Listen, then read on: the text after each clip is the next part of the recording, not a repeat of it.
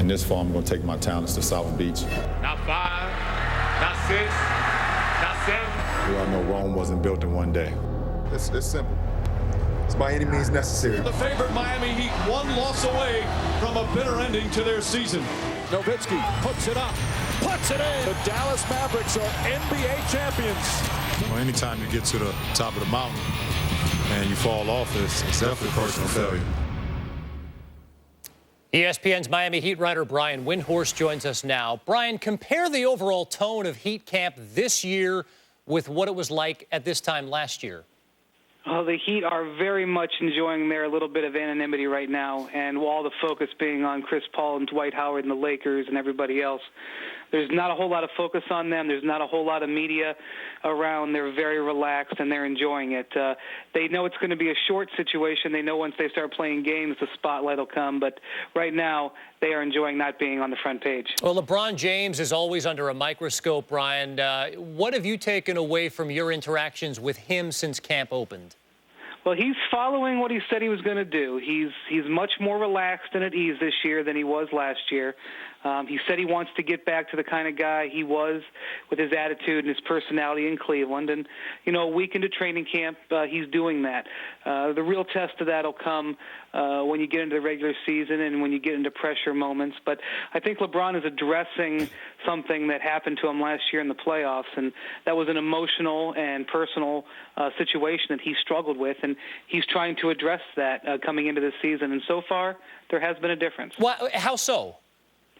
We're just very much more relaxed this year. I know that sounds easy. Why wouldn't he be relaxed? He's a superstar, multimillionaire. But last year, I'm telling you, the guy never smiled for 6 weeks coming into the year. He was very uptight, very uncomfortable, not sure of himself. Right now, he's not letting anything bother him. He's having more fun. Looking a little bit more looser in practice, having more fun. Hanging out with his friends. It's easy to do that in training camp. We'll see what happens when the real action starts. Indeed. All right, Brian, I want to go rapid fire here. I want you to give us the skinny, if you will, on Eddie Curry. Well, Eddie Curry has made one practice so far in 5 days. The Heat aren't ready to give up on him, but this looks like a very big long shot at this point. Okay, how ready is Mario Chalmers to be the point guard and, by extension, the floor leader of this team? I don't think he's very ready for it. They're paying him like a starter, $4 million a year. A lot of people shocked by that. But Mario Chalmers has proven in college and in the pros that he's a really good clutch player in the postseason. And that's what the Heat are paying him for, and that's what they're hoping to get out of him when that time comes. Brian, describe how Shane Battier is fitting in. He's getting embarrassed a little bit in practice, having to guard Dwayne Wade and LeBron James every day. But overall, I think no team in the league would feel upset about bringing Shane in. They know he'd fit in well, and he's fitting in well here. He's looking to see what his role will be, but I'm sure whatever they do, he's a guy who will adapt and adjust. All right, ESPN's Miami Heat writer Brian Windhorst joining us tonight. Of course, one of the big storylines in last season's NBA Finals was LeBron in the fourth quarter. Let's take a look by the numbers. He averaged just 3 points in the crucial quarter, way down from his average in the first 3 rounds. That included just 33.3% shooting from the field, including 1 of 9 from behind the arc. And LeBron was minus 14 in plus-minus, which told the tale.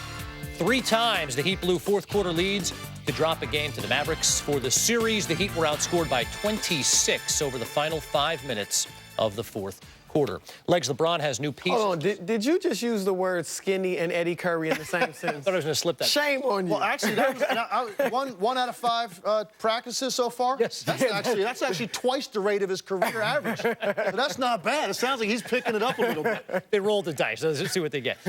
He has new pieces. Brian talked about that, Eddie Curry being one of them. Role players, he's trying to change his public image, and yet you say none of that matters. Why? We all know why. It just doesn't. I mean, I hate to say it, but it's a truth. And he's created the situation, and this is what he has to live with now when he looks in that mirror. He knows no matter what the Heat do, they could go 60-6, and they could sweep the first 3 rounds of the playoffs and get back to the same stage that he was at a year ago, and that's really all everybody wants to see. How is he going to react on that stage, because all of us know, particularly those that were sitting there and looking at this guy in person, sitting courtside during that series, that this was someone that was going through some sort of paralysis. He did not know how to play offensively because he had lost all faith in his ability to make outside shots. He was facing a Dallas Mavericks defense that was packing the lane, Tyson Chandler waiting back there, and he literally got to the point where he did not know how to score. And look, I know what his game is, and I know how he facilitates and all those things. And even his numbers in the finals don't look that bad, really. The bottom line is this. I don't care who you're playing with and what kind of facilitator you are. At some point, your team, flat out, because you're the best player on the court, needs you to put the ball in the basket in important moments to take some of the pressure off some of your other guys. He was unable to do it, and that's really what it's going to come down to if he gets back to that stage. So for me, no matter how LeBron looks and giggles and Brian saying he's relaxed, I was relaxed 10 straight preseasons in my entire career. Never been more relaxed than you are in preseason. About as relaxed as I am right now, Kevin, talking about this. So for me, it's only about what happens when he gets to the postseason. That's going to define LeBron James, and he has to come through for his team this year. And this is the thing, Les. We've heard a lot from LeBron about, well, last year I wasn't myself. I was angry. I was mean. That's not who I am. LeBron was great for the regular season, just as good as he's ever been. Now, he had his moments where he struggled in the clutch, but he had done that in the past on occasion. Then in the playoffs, he was tremendous against Boston, against Chicago. Dwayne Wade, people forget, struggled against Chicago, and LeBron carried them in that series. It was the finals, just as you said. So I'm not I mean, what was wrong with LeBron's play during the regular season? Well, that's the thing. Look, you can book it. It was the finals. Book it right now, Chris, right? We can all book it.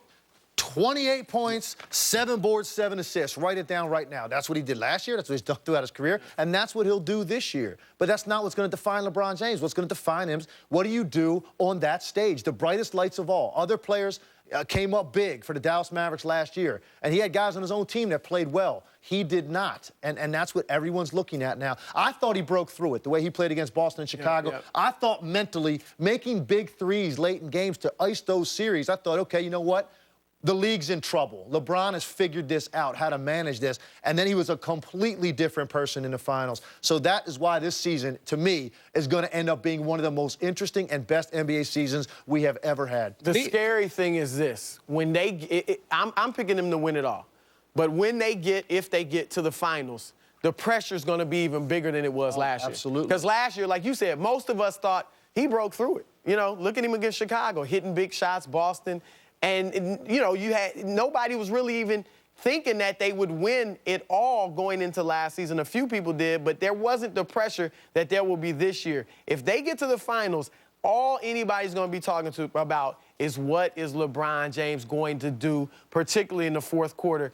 And so that pressure's going to be even bigger, and I hope he's not going to be dwelling on it like he did last year, because then if he does this 2 years in a row, and it would end up being 3 postseasons in a row, because remember his performance against Boston his last year in Cleveland, that would be devastating for his legacy. To me, he's A-Rod. And the Heat are the Yankees. If you don't win it all, it's a disappointment. That's a very good analogy. That's really what it's become.